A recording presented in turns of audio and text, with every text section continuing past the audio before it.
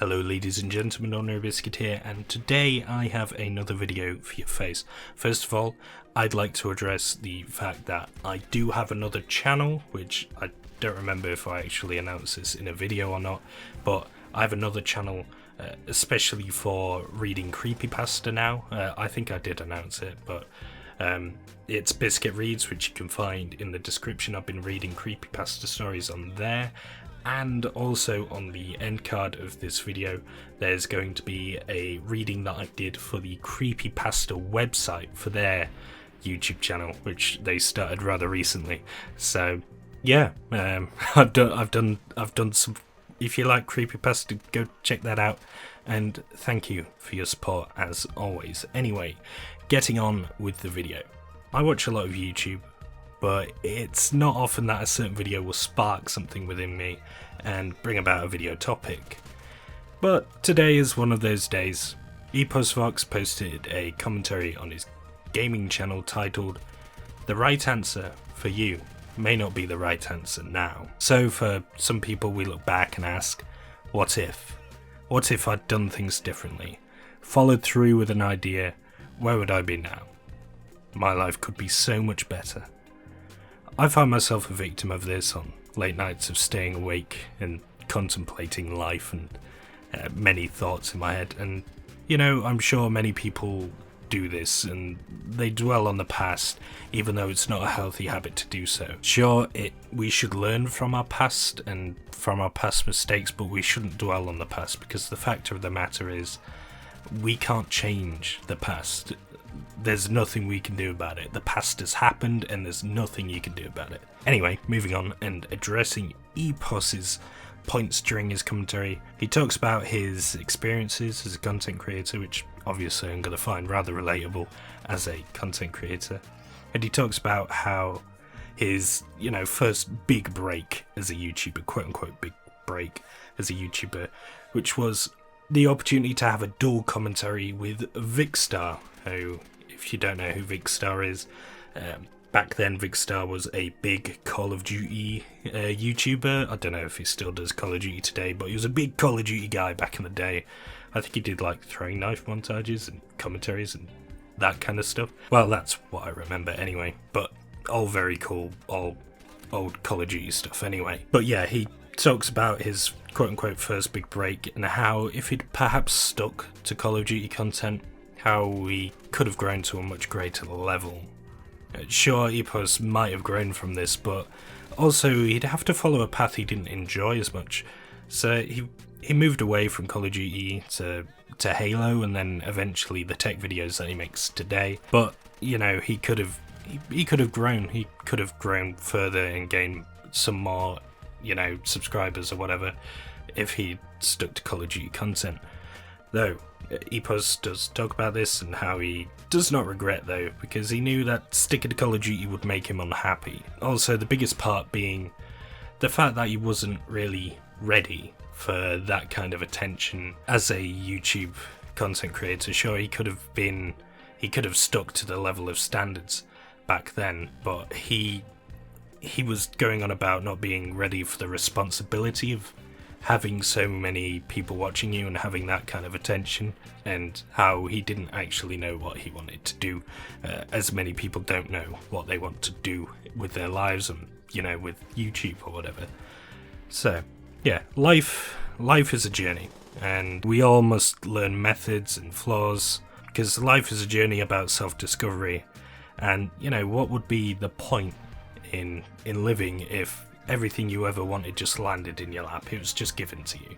You didn't earn it. You didn't go out and get it. It was just given to you. You were born and then you had anything that you ever asked for ever. Would there be any purpose to that? What would you do in that scenario? If anything you ever wanted to do ever you got immediately, there'd be no sense of achievement, which I think it honestly is a big part of living, to be honest, the sense of achievement that you gain when you've worked hard for something.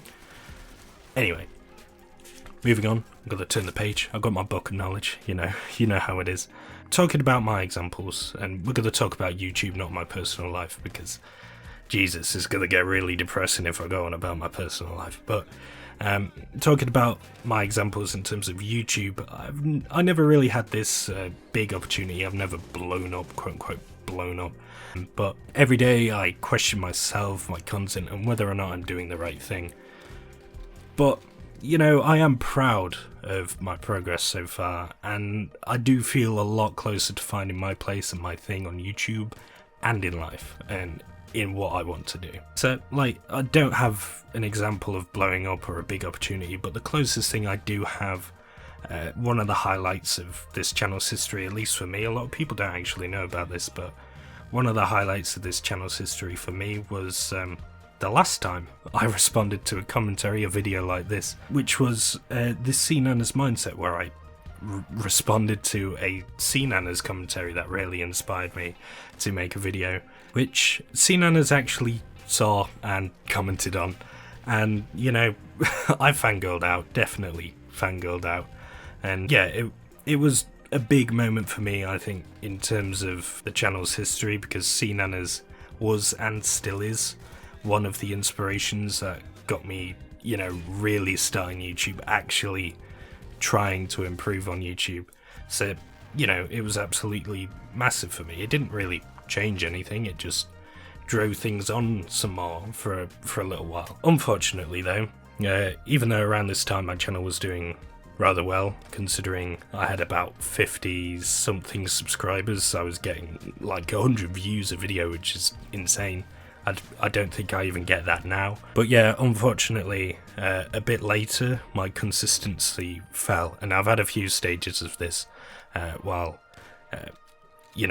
doing this channel, and the content I made was changing, and I was experimenting, and my growth slowed significantly, and the viewership dropped. And yeah, sure, it's not about the numbers, but I do often look back and ask, what if I stuck to it, you know, stuck to just doing commentaries, gaming commentaries, and not even trying anything else.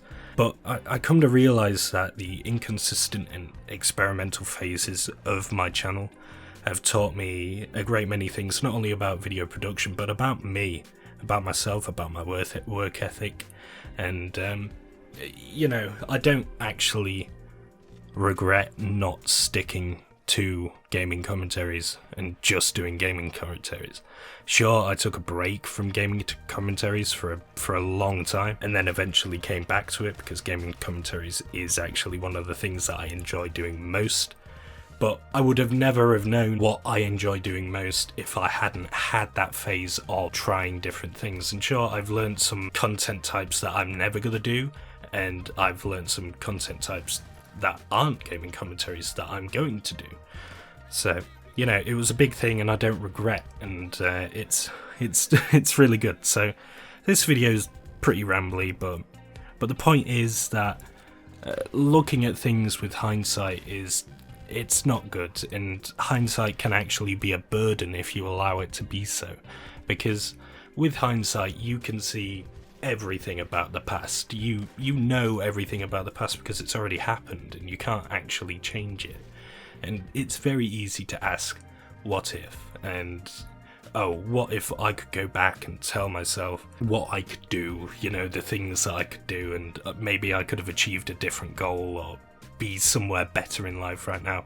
And it's very, very easy to do that. But a saying that I like that people say is, it's about the journey and not the destination, which couldn't be more true. I'll be honest, if I could go back now and tell myself one thing, it wouldn't be plans or ideas or, you know, YouTube strategies or, you know, video editing techniques that I've learned. It would simply be, you can do it, believe in you, believe in yourself, you know, because the biggest hurdle for me that I discovered during my experimental phases on YouTube was the fact that I don't believe in myself. I don't believe in my abilities to create or to do anything in life. I have a severe lack of self-confidence, and I think that's where a lot of my early social anxiety stemmed from, just a lack of confidence in myself, and that comes from a lot of things in life that maybe I'll talk about in future. A lot of things that happen to me in life may have caused that, but to be honest, I think the fact that I did these things, I didn't, do everything perfectly, has actually made me a better person on the other end, because I've been an asshole in life, and if I could have gone back and made everything perfect in the early days of YouTube, I first did YouTube videos, I think 2010 was my first YouTube channel that I made videos for, VODs 13 in Roman numerals, but I'd say VODs XIII because I was young and ignorant. It was 8 years ago.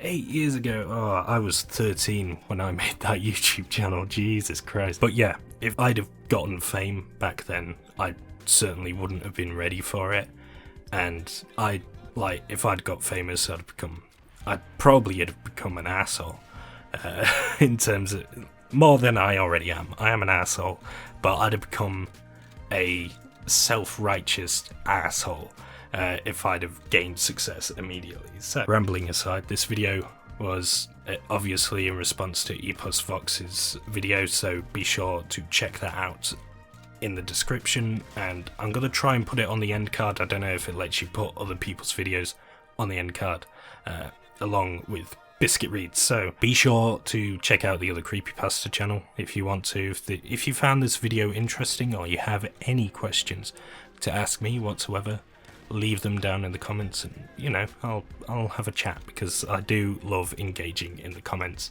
I like to hear the opinions of many. Epos, if you're watching, thanks for bringing back the old commentary style for your videos. It reminds me very much of the early Sea Nanas videos. It's kind of why I still do this type of content.